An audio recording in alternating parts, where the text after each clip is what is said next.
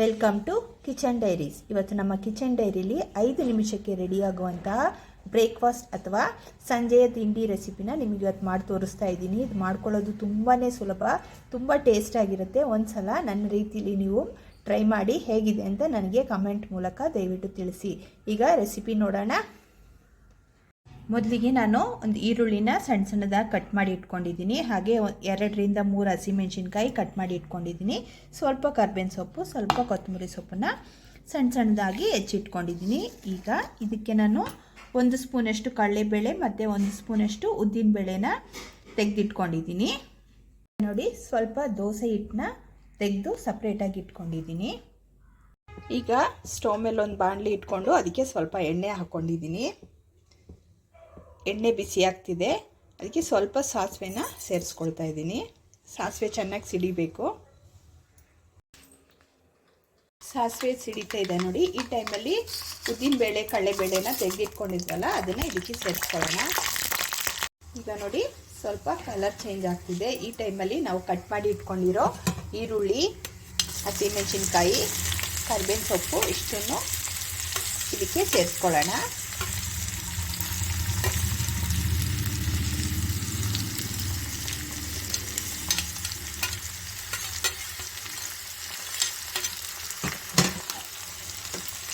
ಈಗ ಈರುಳ್ಳಿ ಚೆನ್ನಾಗಿ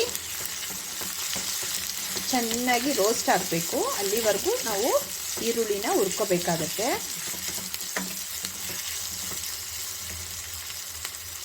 ಈಗ ಈರುಳ್ಳಿ ಸ್ವಲ್ಪ ಮೆತ್ತಗಾಗೋದಕ್ಕೆ ಸ್ವಲ್ಪ ಉಪ್ಪನ್ನು ಹಾಕ್ಕೊಳ್ಳೋಣ. ಉಪ್ಪನ್ನು ಸೇರಿಸ್ಕೊಳ್ಳೋದ್ರಿಂದ ಈರುಳ್ಳಿ ಬೇಗ ಮೆತ್ತಗಾಗತ್ತೆ. ಹಾಗೆ ಉಪ್ಪನ್ನ ನೋಡ್ಕೊಂಡು ಸೇರಿಸ್ಕೊಳ್ಳಿ. ಎಷ್ಟು ಬೇಕೋ ಅಷ್ಟು ನಿಮ್ಮ ರುಚಿಗೆ ತಕ್ಕಷ್ಟು ಉಪ್ಪನ್ನು ನೋಡಿ ಸೇರಿಸ್ಕೊಳ್ಳಿ.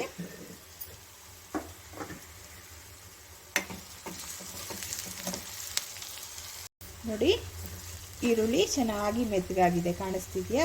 ಈ ಟೈಮಲ್ಲಿ ನಾವು ಸ್ಟವ್ ಫ್ಲೇಮ್ನ ಆಫ್ ಮಾಡ್ಕೊಳ್ಳೋಣ. ಆಫ್ ಮಾಡಿಕೊಂಡು ಇದಕ್ಕೆ ನಾನು ಸ್ವಲ್ಪ ಕೊತ್ತಂಬರಿ ಸೊಪ್ಪನ್ನು ಹಾಕ್ಕೊಳ್ತಾ ಇದ್ದೀನಿ. ಹಾಕ್ಕೊಂಡು ಒಂದು ಸ್ವಲ್ಪ ಮಿಕ್ಸ್ ಮಾಡ್ಕೊಳ್ಳೋಣ. ಈಗ ಇದು ಸೈಡಲ್ಲಿರಲಿ. ನಾನು ದೋಸೆ ಹಿಟ್ಟನ್ನ ತಗೊಂಡಿದ್ದೀನಿ. ಈ ದೋಸೆ ಹಿಟ್ಟಿಗೆ ನಾವಿಲ್ಲಿ ಒಗ್ಗರಣೆ ಮಾಡಿ ಇಟ್ಕೊಂಡಿದ್ವಲ್ಲ ಇಷ್ಟನ್ನು ಸೇರಿಸ್ಕೊಳ್ಳೋಣ. ಸೇರಿಸ್ಕೊಂಡು ಒಂದ್ಸಲ ನೀಟಾಗಿ ಮಿಕ್ಸ್ ಮಾಡ್ಕೊಳ್ಳೋಣ. ಇದಕ್ಕೆ ಉಪ್ಪು ನೋಡ್ಕೊಂಡು ಸೇರಿಸ್ಕೊಳ್ಳಿ, ನಿಮ್ಗೆ ಎಷ್ಟು ಬೇಕೋ ಅಷ್ಟು. ಅದಕ್ಕೆ ಮುಂಚೆನೇ ಹೇಳಿದ್ದು ಉಪ್ಪನ್ನು ನೋಡ್ಕೊಂಡು ಸೇರಿಸ್ಕೊಳ್ಳಿ ಅಂತ. ನೋಡಿ, ಚೆನ್ನಾಗಿ ಮಿಕ್ಸ್ ಮಾಡ್ಕೊಂಡಿದ್ದೀನಿ. ಮಿಕ್ಸ್ ಮಾಡ್ಕೊಂಡ್ಮೇಲೆ ಇದನ್ನು ಸೈಡ್ಗಿಡಿ. ಈಗ ನೋಡಿ, ಸ್ಟವ್ ಮೇಲೆ ಒಂದು ತವ ಇಟ್ಕೊಂಡಿದ್ದೀನಿ. ತವ ಚೆನ್ನಾಗಿ ಬಿಸಿಯಾಗಿದೆ. ಈಗ ನಾವಿಲ್ಲಿ ರೆಡಿ ಮಾಡಿ ಇಟ್ಕೊಂಡಿದ್ವಲ್ಲ ಬ್ಯಾಟ್ರನ್ನ, ಇದನ್ನು ಇದ್ರ ಮೇಲೆ ದೋಸೆ ಥರ ಹಾಕ್ಕೊಳ್ಳೋಣ.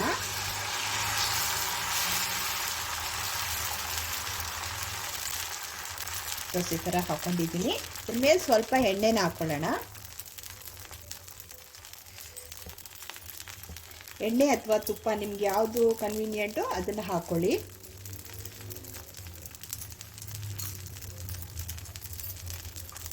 ಈಗ ನೋಡಿ, 2 ನಿಮಿಷ ಆಗಿದೆ. ಈಗ ಇದನ್ನು ತಿರುಗಿಸಿ ಹಾಕ್ಕೊಳ್ಳೋಣ. 2 ಕಡೆನೂ ಇದೇ ಥರ ಗೋಲ್ಡನ್ ಬ್ರೌನ್ ಥರ ಬರೋ ತನಕ ಚೆನ್ನಾಗಿ ಬೇಯಿಸ್ಕೋಬೇಕಾಗತ್ತೆ. ಈ ದೋಸೆ ಸ್ವಲ್ಪ ದಪ್ಪಕ್ಕೆ ಬರುತ್ತೆ, ಸ್ವಲ್ಪ ತೆಳ್ಳಗೆ ಮಾಡ್ಕೊಳಕ್ಕಾಗಲ್ಲ. ಯಾಕಂದರೆ ನಾವು ಇದನ್ನೆಲ್ಲ ಒಗ್ಗರಣೆ ಮಾಡಿ ಹಾಕಿರ್ತೀವಲ್ಲ, ಹಾಗಾಗಿ ಸ್ವಲ್ಪ ದಪ್ಪನೇ ಬರುತ್ತೆ.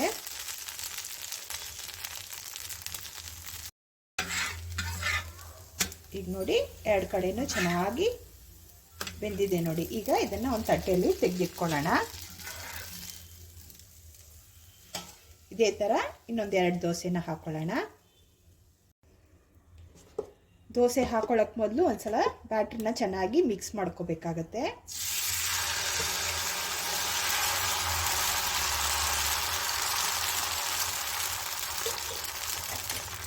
ಈ ದೋಸೆಗೆ ಸೈಡ್ ಡಿಶೇ ಬೇಕಾಗಿಲ್ಲ, ಬರೀ ಹಾಗೇನೆ ತಿಂದರೆ ತುಂಬ ಚೆನ್ನಾಗಿರುತ್ತೆ. ಬೇಕಾದವರು ಚಟ್ನಿನ ಮಾಡ್ಕೋಬೋದು, ಇಲ್ಲ ಹಾಗೆ ತಿನ್ನೋದಕ್ಕೂ ತುಂಬ ಚೆನ್ನಾಗಿರುತ್ತೆ.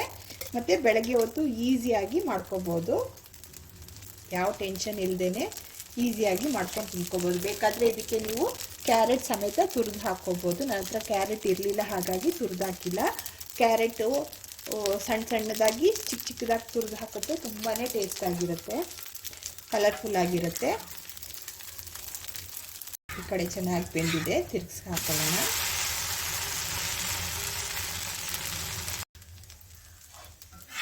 ನೋಡಿ, ಎರಡು ಕಡೆಯೂ ಚೆನ್ನಾಗಿ ಬೆಂದಿದೆ. ಈಗ ಇದನ್ನು ತಟ್ಟೆಯಲ್ಲಿ ತೆಗೆದಿಟ್ಕೊಳ್ಳೋಣ. ಇದೇ ಥರ 2ರಿಂದ 3 ದೋಸೆ ಮಾಡ್ಕೊಳ್ತೀನಿ. ಇನ್ನೊಂದು ದೋಸೆನೂ ಹಾಗೆ ಮಾಡಿಕೊಂಡೆ. ನೋಡಿ, ದೋಸೆನ ಮಾಡಿ ತಟ್ಟೆಯಲ್ಲಿ ರೆಡಿ ಮಾಡಿ ಇಟ್ಕೊಂಡಿದ್ದೀನಿ. ಇದು ತುಂಬಾ ಟೇಸ್ಟ್ ಆಗಿರುತ್ತೆ, ಬೇಗ ಮಾಡ್ಕೋಬೋದು, ತುಂಬ ಟೇಸ್ಟ್ ಆಗಿರುತ್ತೆ. ಈಸಿಯಾದ ರೆಸಿಪಿ.